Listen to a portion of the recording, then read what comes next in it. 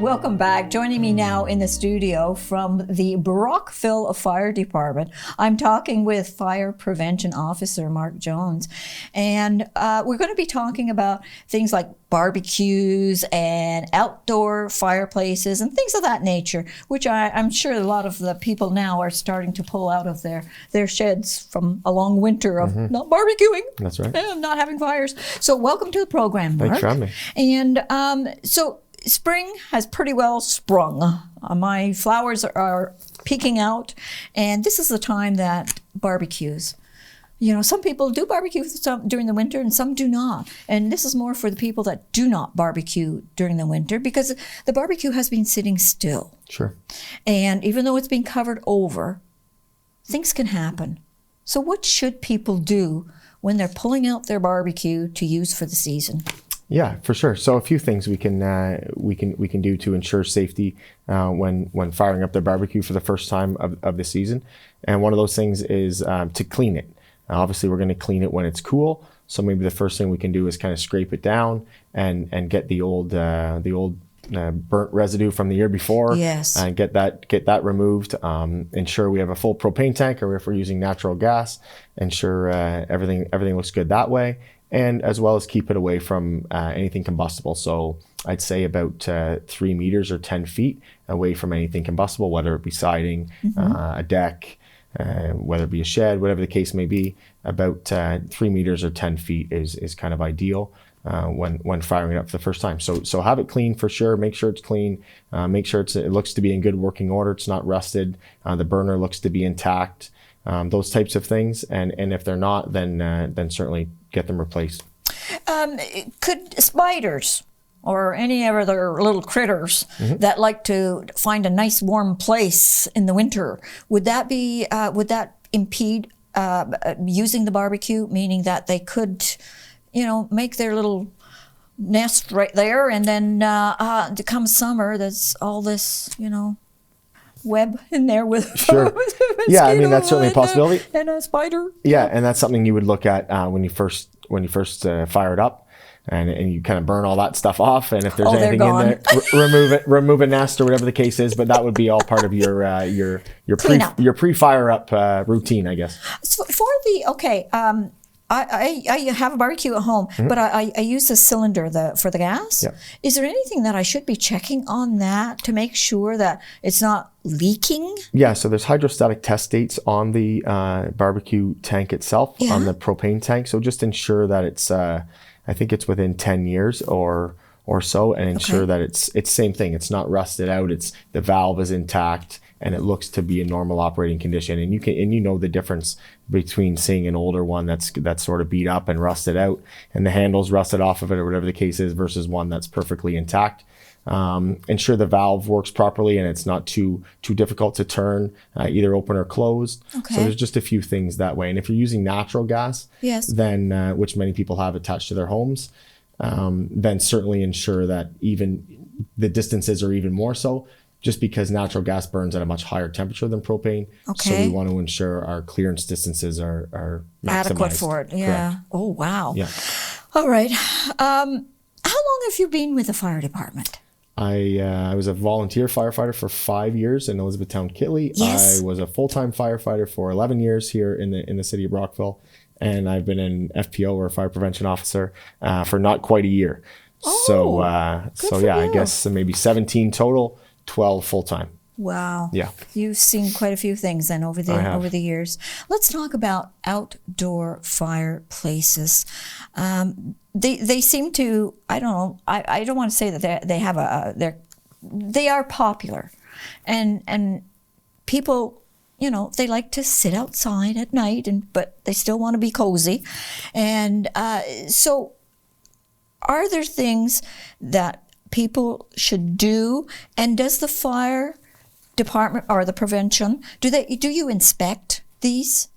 We do. Yeah, the fire prevention division is part of that responsibility is inspecting these outdoor fire appliances, and the city has a bylaw only within our city that we can use these outdoor fire appliances providing they've been inspected and they meet certain parameters in which we have set out. So those are on our website, the parameters in which you have to be a certain distance from combustible materials, of course, and then it has to be inspected either by myself or CFPO Tayo will come and inspect it, issue a permit for that property, and you may burn at leisure. There's a lot of outdoor fireplaces on the market. For sure. And I, for one, wouldn't have a clue what I should get or not get. Mm-hmm.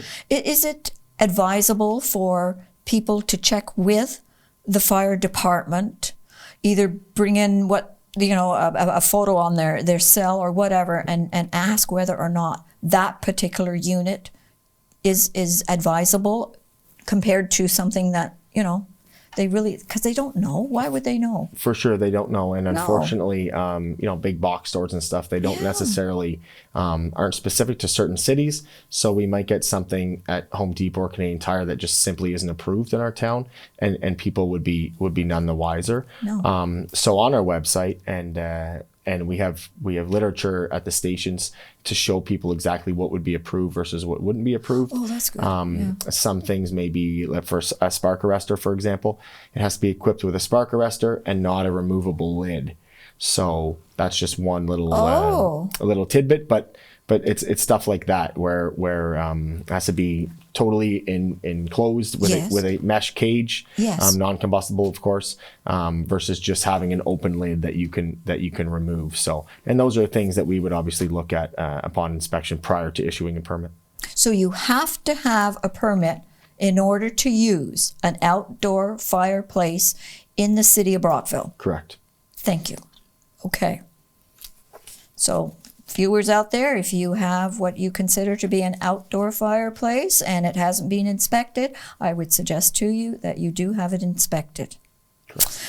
Alrighty, so the outdoor fireplace has to be level, right? I mean, you don't want a wonky one. No, for sure. Part of the parameter set out in the bylaw is to have it level on a non-combustible surface with a minimum of 18 inches in clearance on all four sides, and then nothing close as far as either shrubbery or neighbors or fences or whatever the case is.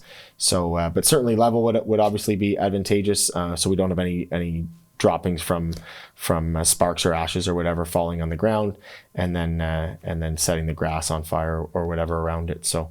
Yeah, those are all things we look at during inspection. And you should have either water or sand or something nearby in case something does happen. For sure, never hurts to have a pail or pull the garden hose out down the hill or whatever you have to do to put it close by. Yes. And those little things are obviously going to help you. Okay, if you have a neighbor and unfortunately their window's open and your fireplace is going and all this smoke is starting to filter over to your neighbor, and you get complaints, what do you do? Yeah, and that does happen from time to time, even on an improved fire appliance.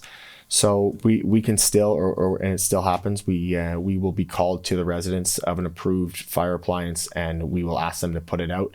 And a lot of the times it's based on what they're burning. If it's not dry, or if it's leaves, or if it's right, then those things are going to emit much more smoke than burning dry wood would. So those are some things. But yeah, if we're filling a neighbor's home full of smoke, obviously that's not ideal either. And sometimes we ask the homeowner to put it out, even though it's an approved one, until they're burning drier wood with cleaner. Okay, what kind of weather should people be aware of and not have a fire in their outdoor fireplace? Mm-hmm. So, well, obviously wind is a big factor. In the city, we have a west wind 90% of the time. Mm-hmm. So if you're a neighbor that lives if your doors are open or windows are open east of your neighbor burning it, then that's obviously not ideal. So wind is a big factor. Rain is not an issue, nor is lightning, but we take wind seriously. And if it's too windy or it feels windy, and if you have to ask yourself, is this too windy to burn?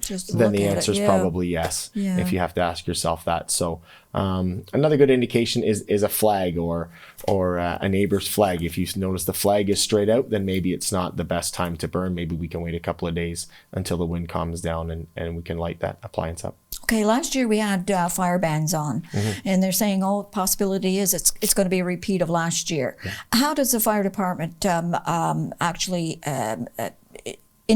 communicate with the public as to a fire ban is on?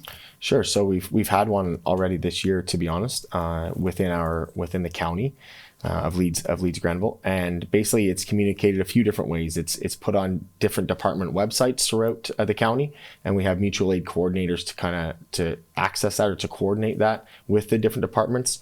And for ourselves within this city, if we have a fire ban on, then it will be communicated on our website. We will post either on Twitter or Facebook regarding the ban, yes, or even on the sign at Station 2 on Laurier Boulevard. We often publicize things on there, either whether it be a fundraiser or a fire ban. There's lots of communication going on that sign all the time, and it's forever changing. Yes. So if you're by the station, just have a look, or pick up the phone and simply call and ask if there's a fire ban on. Correct. There's nothing wrong with that either. So. Thank you, Mark, for coming in, sitting down with me. It's very important that we keep safe and with our barbecues and our outdoor fireplaces. We need to know these things. Absolutely, yeah. Thanks for having me on. Okay.